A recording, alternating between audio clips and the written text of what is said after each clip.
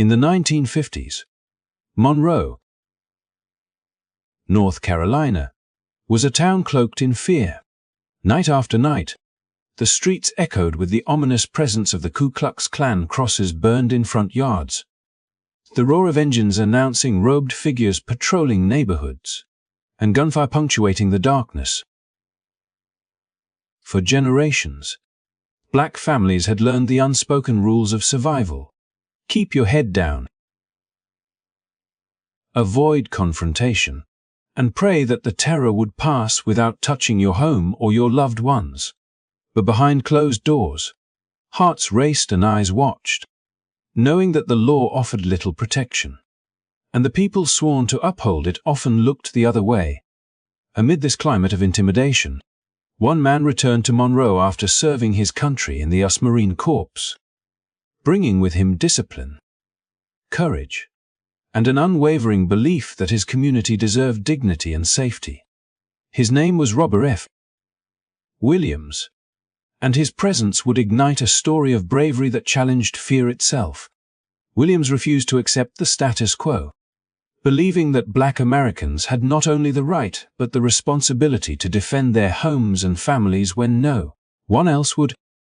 This story is not just about the violence of the era, it is about resistance, courage, and the extraordinary lengths one individual went to protect his community.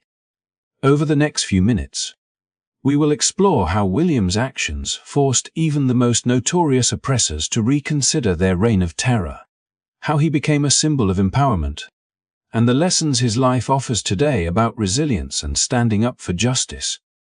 If you are ready to uncover the story of the man who terrified the KKK and inspired generations, make sure to hit that like button, subscribe to our channel, and turn on notifications so you won't miss the full journey into black history and the fight for equality. Robert F. Williams was born in 1925, into a world where the rules were stacked against him from the moment he opened his eyes. Monroe, North Carolina, a town already steeped in the oppressive traditions of Jim Crow, became the backdrop of his formative years. And from the very beginning, Williams experienced the weight of systemic injustice that defined the lives of black Americans in the South. His earliest memories were marked not by childhood innocence, but by vivid encounters with the harsh realities of racial violence, where power and prejudice dictated who could walk freely, who could speak without fear, and who would be left vulnerable to the unchecked cruelty of those in authority. Growing up, Williams was surrounded by a family whose history was inseparable from the struggle for survival and dignity. His grandmother had been born into slavery, and the stories of her life, passed down through hushed conversations at the dinner table, painted a vivid picture of endurance, courage, and the unyielding desire for self-respect. His grandparents believed in preparing the next generation not merely to endure life's hardships, but to meet them with determination, awareness, and, when necessary, the means to defend oneself. It was within this environment that young Robert first held a rifle, an inheritance from a family determined to arm him not with hatred, but with the ability to protect himself and his loved ones in a world that offered no guarantees of safety or justice. By the age of 11, Williams had already witnessed incidents that would leave permanent impressions on his consciousness and shape the philosophy that would guide his later life. One moment, in particular, burned itself into his memory. A white police officer, whose authority was unquestioned in the eyes of the town, violently attacked a black woman in the streets of Monroe and dragged her away as bystanders looked on in silence or with fearful resignation. For young Robert, it was a moment of awakening, a harsh demonstration of the realities of power wielded without accountability, and the stark reminder that living under Jim Crow meant accepting indignity as the norm unless one chose to resist. These experiences instilled in him a profound understanding of both the fragility and the value of personal agency, shaping a mindset that blended caution with courage. Williams learned to read the rhythms of danger and the subtle signs of imminent threat, skills that would later allow him to navigate and ultimately confront the very forces that terrorized his community. He internalized the belief that courage was not the absence of fear, but the decision to act in spite of it, and that true self-respect demanded readiness to defend life and dignity, even in the face of overwhelming adversity. As he grew older, this blend of awareness, discipline, and inherited wisdom became the foundation of his character. Williams absorbed lessons from the past, not as distant tales, but as active guidance on how to live with purpose and assert his humanity in a society that frequently denied it. The combination of family influence, early exposure to the brutality of segregation, and a developing sense of justice planted the seeds for a life defined by extraordinary bravery, strategic thinking, and the willingness to challenge the norms that perpetuated oppression. Long before he would organize armed defense groups or confront the Klan directly, Williams had already internalized a philosophy that would guide his every action, that protection of one's community and the pursuit of justice were not optional, but necessary, and that the legacy of one's ancestors carried both the weight and the responsibility to act. In this way, the young boy from Monroe was shaped into a man who understood the stakes of courage, who recognized that survival often required preparation and determination, and who carried within him a fierce, unwavering commitment to defending his people, setting the stage for the remarkable journey that would later terrify the KKK and inspire generations to come. As Williams moved from adolescence into young adulthood, the world outside Monroe began to open in ways that were both promising and disillusioning. Like many black Southerners of his generation, he sought opportunities beyond the oppressive confines of the Jim Crow South, journeying northward in pursuit of work, education, and a sense of freedom that had been denied to his parents and grandparents. Detroit, a booming industrial city, became his temporary home, offering labor in factories and the promise of upward mobility. But it was also a city simmering with its own racial tensions, a place where the veneer of progress often collided with deeply entrenched prejudice. There, amid the roar of assembly lines and the clatter of metal, Williams witnessed firsthand the fragile nature of equality in a supposedly free society. The 1943 Detroit race riot, a violent eruption born from frustration, discrimination, and economic inequality, left an indelible mark on him, revealing that the struggle for dignity and justice extended far beyond the South and required vigilance, courage, and strategic action. Amid this backdrop, Williams was drafted into the United States Marine Corps, a branch of the military that, like much of American society at the time, remained segregated and resistant to change. The Marine Corps tested not only his physical endurance but his patience, as he navigated a hierarchy that often treated black recruits with condescension, exclusion, and outright hostility. In the barracks, in training exercises, and on military bases, Williams encountered the stark contradiction of serving a country that demanded his loyalty and courage abroad while denying him respect and equality at home. Yet, rather than diminish his resolve, these experiences strengthened his sense of purpose. He absorbed lessons in discipline, strategy, and leadership, honing skills that would later prove invaluable in organizing and defending his community. The segregation he faced was a constant reminder of the systemic barriers that needed confronting, and it instilled a fierce determination that justice could not be delayed or delegated. It had to be claimed and defended directly. During his time in the Marines, Williams also observed moments of solidarity and resilience among fellow black servicemen, individuals who refused to let institutional prejudice diminish their dignity or their sense of self-worth. These interactions reinforced his belief in collective action, in the power of preparation, and in the importance of communities standing together in the face of oppression.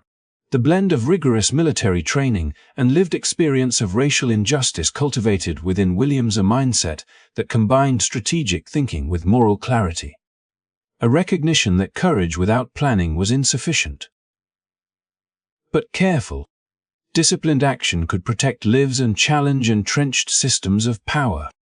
When Williams eventually returned to Monroe, it was not simply as a man carrying the weight of his own experiences, but as someone equipped with the practical knowledge and strategic insight needed to confront injustice head-on.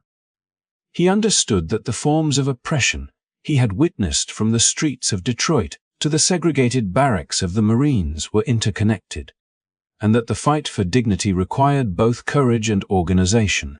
Every memory of injustice, every lesson in discipline, and every encounter with both overt and subtle racism reinforced his commitment to ensuring that the black community of Monroe could no longer exist in fear without recourse. The years of struggle, observation, and training had not hardened him into cynicism, but had forged a leader capable of both vision and action, prepared to turn the lessons of a lifetime into a defense of home, family, and community, setting the stage for the extraordinary resistance that would later define his legacy. When Robert Williams returned to Monroe after his years in Detroit and the Marines, he came back not as the timid boy who had once watched injustice unfold in the streets of his hometown, but as a man sharpened by experience, emboldened by discipline, and determined to transform the lives of those around him. He arrived with a deep understanding of what it meant to live under constant threat, and he recognized that change required more than courage, it demanded leadership, organization, and a willingness to challenge the status quo. Monroe, with its streets patrolled by the Ku Klux Klan and officials who often turned a blind eye to terror, needed voices that could rise above fear and act with strategy and moral clarity. Williams quickly found his place at the center of local activism, taking up the mantle of president of the Monroe branch of the NAP, a role that would allow him to translate his vision of justice into tangible action for the community. From the outset, Williams focused on practical, high-impact initiatives that addressed the everyday injustices faced by black residents. He understood that civil rights were not abstract ideals. They were lived realities, reflected in the ability to enter a public library, swim in a tax-funded pool, or simply walk through town without threat of harassment or violence. Under his leadership, the Monroe NAP chapter began tackling the segregation that pervaded these public spaces, challenging the idea that the black community should be denied access to resources they themselves supported through their taxes. The integration of the local library became one of his early victories, a quiet but significant shift that allowed black children and adults to access knowledge, books, and opportunities previously barred to them. The act of walking through the library doors, once closed to them, became a subtle but powerful form of defiance, a signal that the community would no longer accept imposed limitations on learning or aspiration. Yet Williams' vision extended beyond libraries, recognizing the symbolic and cultural importance of places like Monroe's public swimming pool. Segregation in the pool was not merely inconvenience, it was a stark reminder of the social hierarchy designed to demean and control black residents. Williams organized peaceful pickets and demonstrations, mobilizing the community in a way that combined moral conviction with strategic planning, ensuring that each protest was both visible and grounded in law-abiding assertion of rights. The stakes were high, in a town where even mild dissent could provoke violent reprisal. Every march, every demonstration carried the weight of potential danger. When the pickets escalated into confrontation, with segregationists opening fire on the unarmed protesters, Williams faced a defining moment. Rather than retreat, he resolved that the community could no longer rely solely on legal structures or the goodwill of indifferent authorities to ensure their safety or justice. The events surrounding the pool galvanized him and his supporters, reinforcing the principle that advocacy and self-defense could and sometimes must work hand in hand. Under Williams' stewardship, the Monroe NAP became a hub of organized resistance and empowerment, a place where ordinary citizens could gain guidance, confidence, and a sense of agency previously denied to them. His approach combined education, civic activism, and a readiness to confront threats in a measured but determined way, transforming fear into preparation and courage. The integration of public facilities was more than a legal victory, it was a cultural shift. A public declaration that black residents would assert their rights in spaces long dominated by intimidation and exclusion. Through his leadership, Williams not only challenged the structures of segregation, but also inspired a generation to envision a future where dignity and equality were not abstract ideals but achievable realities, and where the lessons of courage, discipline, and strategic action could turn the tide against even the most entrenched systems of oppression. The peaceful protests led by Williams in Monroe, designed to assert basic rights and integrate public spaces, were met with a brutal and uncompromising response from the Ku Klux Klan, whose members viewed even the simplest acts of civic engagement by black citizens as a threat to their perceived dominance. On one harrowing afternoon at the city's segregated swimming pool, what began as a determined but non-violent demonstration quickly escalated into chaos when white assailants opened fire on unarmed protesters, sending families and children scrambling for cover while law enforcement looked on, paralyzed by either indifference or tacit complicity. The sound of bullets tearing through the air was a chilling affirmation of a harsh truth. In Monroe, appeals to decency, legality, or morality alone could not guarantee the safety of black residents. Williams, who had witnessed injustice all his life and carried the lessons of both military discipline and first-hand encounters with systemic racism, understood that a new approach was necessary if his community was to survive and thrive. It was in this crucible of fear and frustration that Williams conceived of a plan that would be both revolutionary and controversial, a strategy grounded not in aggression but in protection, in the right of ordinary citizens to defend themselves when official structures failed to do so. Drawing upon his experience as a Marine and the skills he had cultivated over years of disciplined training, he founded what became known as the Black Armed Guard, an organized group of men dedicated to safeguarding their neighborhoods from the terror of night riders. Recruitment was careful and deliberate, drawing men who were committed not only to the cause of justice, but also to responsible use of firearms. Emphasizing discipline, training, and the understanding that weapons were tools of defense, not instruments of vengeance.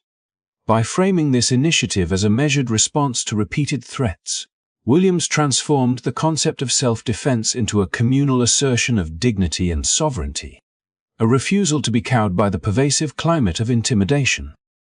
The first test of this bold strategy came when intelligence reached Williams that the Klan planned a targeted attack on the home of Jr. Albert E. Perry, a respected physician and community leader, whose residence in the black enclave of Newtown made him particularly vulnerable. With meticulous planning, Williams and the Black Armed Guard fortified the house, reinforcing windows, positioning lookouts, and preparing contingency plans to respond to any violent incursion. As night fell, the tension in the air was palpable. Every rustle in the darkness was amplified by the knowledge that armed aggressors could strike at any moment. When the Klan arrived, traveling in their usual caravan of robed men with weapons ready, they were met not by panicked civilians but by trained, resolute defenders who returned fire with precision and restraint. The ensuing exchange, brief but intense, forced the attackers into a retreat, an outcome that reverberated far beyond that single street, shattering the perception of invulnerability the Klan had long maintained. The consequences of Williams' actions were immediate and profound. For the first time, the balance of power in Monroe shifted, not through legislative decree, but through the collective courage of ordinary people asserting their right to exist without fear. Cross-burnings and night rides, once routine tools of intimidation, abruptly ceased in neighborhoods where the Black Armed Guard maintained vigilance. and even local authorities who had previously condoned such acts found themselves constrained by the reality that violence could now be met with disciplined resistance. William's decision to organize armed self-defense was not a call to recklessness. It was a measured, morally grounded strategy to protect lives, families, and the dignity of an entire community. By taking this unprecedented step, he fundamentally challenged the social order that had long permitted terror and oppression to flourish unchecked, demonstrating that courage, preparation, and unity could confront even the most entrenched forces of fear, leaving a lasting imprint on the struggle for civil rights in the South. The night that the Ku Klux Klan descended upon Albert E. Perry's home became a defining moment not only for Monroe, but for the larger struggle for dignity and self-determination within Black communities across the South. A moment where fear collided with preparedness and ordinary citizens refused to be passive victims of terror any longer. Under the guidance of Robert F. Williams, the Black Armed Guard had spent weeks preparing for precisely this scenario, fortifying the modest house with sandbags beneath windows, coordinating positions for each defender, and instilling a shared understanding of discipline and purpose among the men who had volunteered to stand watch over their neighbors' safety. As darkness fell over Newtown, the air was thick with tension, every shadow a potential harbinger of violence. Yet each member of the Guard remained calm, trained, and vigilant, aware that the lives of families and the integrity of their community hung in the balance. When the Klan finally arrived, their customary confidence in the intimidation they had long wielded evaporated in the face of unexpected resistance. And the confrontation that followed was as much a psychological victory as it was a physical one. Bullets flew, shattering windows and rattling walls, but inside the Perry residence, the Black Armed Guard held their positions with a measured, disciplined response, returning fire only when necessary and maintaining focus on the protection of those within. The clash, though brief, had an immediate and startling effect. The Klan, confronted with a force they had never anticipated, panicked and retreated into the night, their aura of terror broken and their reputation for unchallenged dominance forever shaken. For the residents of Newtown, the experience was transformative. The streets that had long echoed with the menacing rhythm of night riders, the thrum of fear amplified by the tacit complicity of local authorities, suddenly became spaces where courage, preparedness, and strategic defense had reclaimed a measure of safety and autonomy. Cross burnings, once a nightly ritual of intimidation, ceased almost immediately, signaling to both the aggressors and the broader community that the era of unchallenged terror had met its match. William's leadership during this critical event went beyond the tactical deployment of arms. It embodied a philosophy of empowerment that combined responsibility, moral clarity, and the unyielding commitment to protect one's community in the absence of justice from official institutions. The success to Perry's house sent ripples throughout Monroe, challenging not only the Klan but also the social and political structures that had long allowed such intimidation to flourish unchecked. Local authorities, once passive or complicit, were now confronted with the tangible reality that violence could no longer be directed solely at Black residents without consequence. The shift in power dynamics, though achieved without large-scale bloodshed, was profound.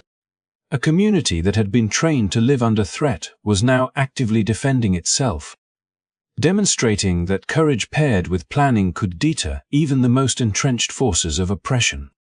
In the aftermath, the streets of Monroe's Black neighborhoods carried a new kind of confidence, a quiet but powerful assertion that the residents had the right to protect their homes, families, and dignity, and that such protection could be organized, disciplined, and effective.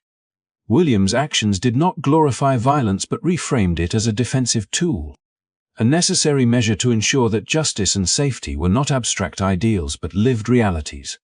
This pivotal night became a symbol of what could be achieved when ordinary people, guided by principle and equipped with knowledge and preparation, confronted fear with courage, transforming their community's narrative from one of victimhood to one of resilience, agency, and moral triumph, leaving indelible mark on the broader civil rights struggle. In the late 1950s, while Monroe had begun to feel the tremors of change from the actions of Robert F. Williams and the Black Armed Guard, the town's racial tensions remained volatile, and injustice continued to touch even the most innocent lives. One such incident, later known as the kissing case, became a stark illustration of the grotesque distortions of justice under Jim Crow, and it would be Williams' ingenuity and unyielding sense of duty that transformed this local tragedy into a catalyst for broader awareness and activism. It began innocently enough. Two young black boys, ages 7 and were playing when a white girl offered a simple gesture of friendship, a peck on the cheek. In a society where racial boundaries were rigidly enforced and any deviation interpreted as transgression, this innocent moment was misconstrued into a crisis. The girl's mother reacted with outrage, and local authorities, steeped in the prevailing mindset of racial prejudice, responded with disproportionate and brutal force, arresting the children, subjecting them to beatings, and ultimately convicting them of a crime that defied reason. The boys faced years in a reformatory, a punishment so severe it reverberated far beyond their small bodies, leaving families and neighbors aghast at the cruelty of a system that criminalized childhood innocence based solely on the color of one's skin. Williams, already recognized as a steadfast defender of his community, immediately grasped both the moral and strategic significance of this injustice. He understood that the case was not simply about two children, but about the systemic oppression that allowed such miscarriages of justice to occur unchecked. Mobilizing quickly, he formed the Committee to Combat Racial Injustice, rallying support from local residents and reaching out to allies across the state and nation. His strategy was multifaceted, combining legal advocacy with public awareness campaigns designed to shine an unflinching light on the cruelty that the children had suffered. Williams understood the power of media and the growing global attention on civil rights issues, and he leveraged every available channel to ensure that the boys' plight could not be ignored, framing the case as a moral and human rights crisis that transcended local politics. Through tireless campaigning, he drew the eyes of international media, civil rights organizations, and sympathetic politicians, creating pressure that reached all the way to the governor's office. Letters, editorials, and personal appeals amplified the urgency of the situation, casting a spotlight on the grotesque disparity between the innocence of the children and the harshness of the punishment they faced. By framing the case in moral terms rather than purely legal ones, Williams engaged a broader audience, invoking empathy and outrage among people who might otherwise have been indifferent. This strategic public engagement not only secured the eventual release of the boys, but also demonstrated the efficacy of combining grassroots activism with media advocacy to confront injustice. The kissing case became emblematic of Williams' broader approach. He recognized that when local authorities failed to act justly, it was essential to escalate the issue beyond the confines of the town, to appeal to national and even international conscience. By doing, he transformed personal tragedy into a teaching moment for the nation, revealing both the cruelty inherent in entrenched systems of segregation and the power of determined, principled action to hold those systems accountable.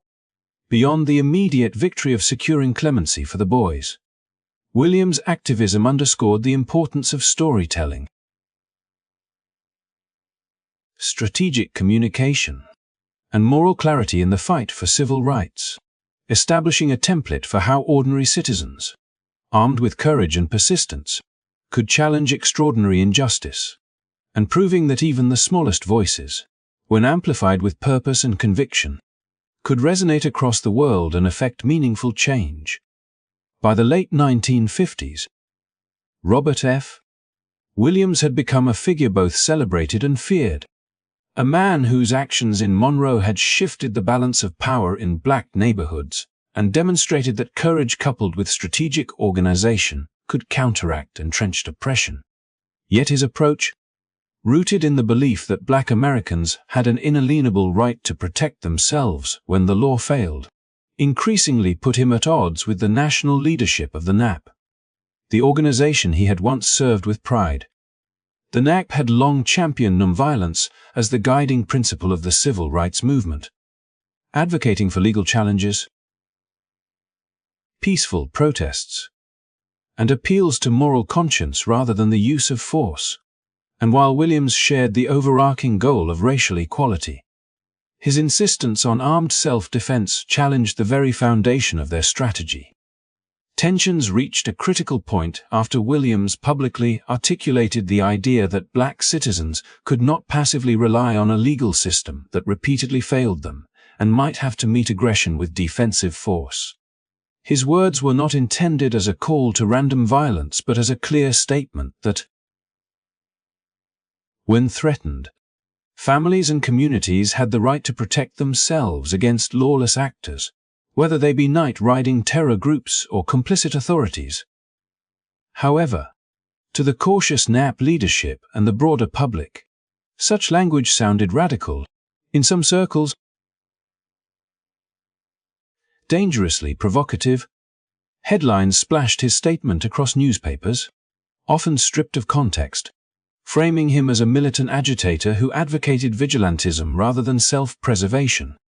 The national leadership, already wary of attracting violent reprisals against their members or jeopardizing ongoing campaigns, felt compelled to respond, and in 1959, Williams was suspended from his role as president of the Monroe NAP chapter. Despite the suspension and the increasing isolation from the national movement, Williams' credibility and influence among the local black community did not waver. Those who had lived under the constant threat of the Ku Klux Klan, who had experienced the terror of night riders, and who had seen their homes and families unprotected by local authorities, understood the context of Williams' philosophy.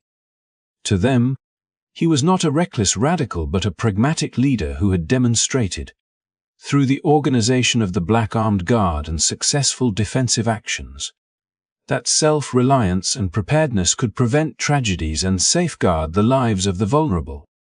Parents who had witnessed their children attend integrated libraries for the first time under his guidance. Neighbors whose homes had been fortified and defended from Klan attacks. And young activists inspired by his courage all continued to see him as a protector and a teacher. Someone who translated principle into action in ways that textbooks or legal filings could not. Williams' approach highlighted a critical tension within the civil rights movement, one that would echo throughout the 1960s. The balance between nonviolent protest and the pragmatic necessity of self-defense. While national organizations emphasized restraint and moral appeal, local realities demanded more immediate responses to threats that could not be postponed. Williams' insistence on the right to bear arms for defensive purposes was not merely symbolic. It was a tangible strategy born of experience, illustrating that power dynamics in the South were not abstract but lived, immediate, and dangerous. By standing firm in his convictions despite pressure from influential allies and the potential for personal danger, Williams reinforced the principle that moral courage was inseparable from practical action, and that leadership sometimes required making decisions that, though controversial, were essential to the survival and dignity of one's community. In the years that followed, Williams' suspension would become a defining moment, demonstrating that commitment to justice could sometimes place one at odds with established authority, even within movements ostensibly aligned with the same ideals.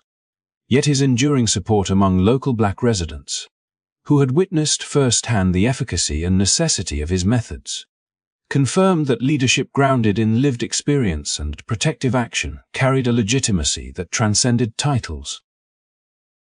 formal positions, or mainstream approval, cementing his place as a pivotal figure whose ideas would resonate long after Monroe. North Carolina had become safer through his unwavering dedication. By 1961, the escalating tensions in Monroe had reached a perilous peak for Robert F.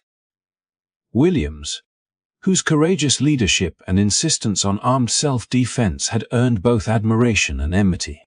The climate of fear and hostility, cultivated over decades by the Ku Klux Klan and reinforced by local authorities who often turned a blind eye to their terror, had begun to bear down on him personally, culminating in a moment that would alter the course of his life.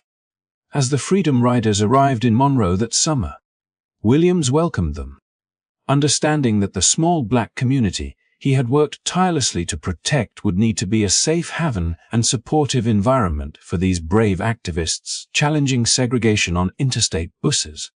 Yet the presence of outside agitators further inflamed local white supremacists, and despite Williams' careful guidance, tensions erupted into violent confrontations, with mobs of enraged segregationists attacking anyone associated with the civil rights movement. Amid the chaos, a tragic misunderstanding involving a white couple navigating the black neighborhood placed Williams directly in the crosshairs of the law. His protective intervention, intended to shield the couple from potential harm, was twisted into an accusation of kidnapping, a charge leveraged by authorities eager to neutralize a leader who had proven too effective and too defiant. Faced with the very real threat of extrajudicial violence, including a chilling warning of a planned lynching, Williams made the agonizing decision to flee, taking his wife Mabel and their children under the cover of night. Their departure from Monroe was not a retreat of cowardice but a strategic withdrawal, preserving the safety of his family while evading the injustice of a system determined to punish him for exercising his right to protect life and liberty. Crossing the Canadian border, the family initially found temporary safety, yet the reach of law enforcement and the pervasive desire to suppress Williams' influence meant that permanent security in North America was uncertain.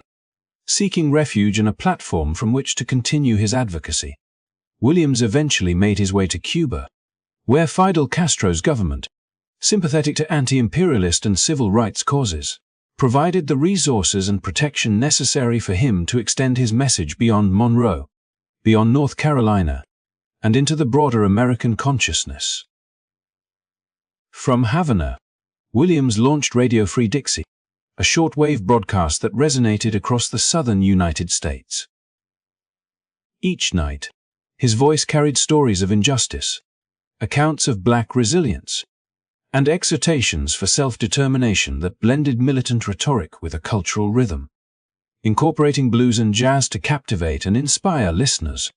Through the radio waves, Williams transformed from a local protector into an international voice for black liberation, articulating a vision of self-defense, dignity, and resistance that confronted both domestic oppression and global inequities. In 1962, he crystallized these experiences in his seminal book, Negro with Guns, part memoir, part manifesto, which chronicled his defense of Monroe's black community, his confrontation with systemic racism, and his philosophical reasoning behind armed self-defense. The book resonated profoundly with a generation of activists, directly influencing figures who would later form the Black Panther Party and other organizations committed to self-determination. Community protection and empowerment.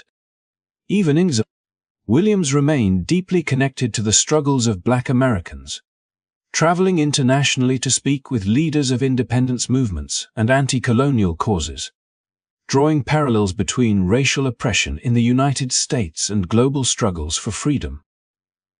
In Beijing, Havana, Moscow, and Hanoi, he articulated a vision of justice that transcended borders, framing the African-American fight for civil rights as a matter of universal human dignity.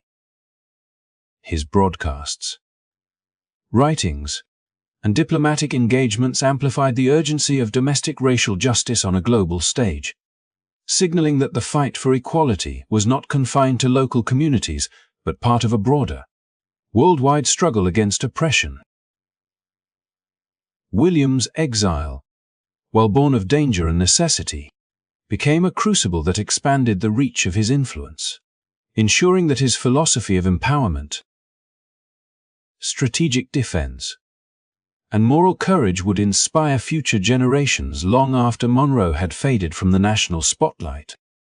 By the late 1960s, the landscape of the civil rights movement had shifted dramatically, shaped by years of protest, activism, and the persistent struggle for equality that Robert F. Williams had championed from Monroe to Havana. After nearly 8 years in exile, Williams cautiously returned to the United States, settling in Michigan, far from the deep South where his life had been repeatedly threatened. He arrived not as a defeated man, but as a figure whose ideas had been vindicated by time and circumstance. The movements he had inspired, from the grassroots defenders in Monroe to the emerging Black Panther Party, demonstrated that his philosophy of self-defense and community empowerment resonated deeply within a generation of activists who understood that dignity and protection often required courage and strategic assertiveness. Williams' legal battles, prolonged and arduous, ultimately culminated in his full vindication. North Carolina dropped the fabricated kidnapping charges that had forced him into exile, acknowledging the unreliability of the testimony that had been used against him. This legal resolution allowed Williams to reclaim his life in his home country, though he chose to live quietly, prioritizing family and community over public accolades. Yet, his influence extended far beyond his personal circumstances. The Deacons for Defense and Justice, along with the Black Panther Party, explicitly drew inspiration from his insistence that Black Americans had the right to protect their lives and communities when institutions failed them. His insistence on combining advocacy, moral clarity, and the practical organization of self-defense left an enduring blueprint for movements seeking both social justice and personal safety. Williams' legacy is not measured solely by his actions, but also by the ideas he made tangible. He demonstrated that self-respect, courage, and strategic planning could challenge entrenched systems of oppression, forcing both individuals and institutions to reckon with the consequences of unchecked violence and discrimination. Communities that had once lived in fear of night riders and cross burnings could reclaim a sense of security, pride, and autonomy, knowing that the fight for justice could be waged thoughtfully, decisively, and without surrendering fundamental principles. His life reminds us that progress often demands more than words. It requires action, vision, and an unwavering commitment to protecting the vulnerable. As we reflect on the extraordinary story of Robert F. Williams, we see a man whose courage transformed not only Monroe but also the broader fight for civil rights, influencing generations of activists who continue to pursue justice and equality. His example underscores the power of moral conviction combined with decisive action, showing that one individual, even in the face of formidable opposition, can make an indelible difference in the lives of countless others. Thank you for watching and joining us in remembering the remarkable journey of a man who stood up to fear, inspired a movement, and left a legacy of empowerment for Black communities everywhere. If you found this story compelling, make sure to hit the like button, subscribe to our channel, and share this video so that the lessons of courage, self-respect, and resilience continue to reach and inspire audiences around the world.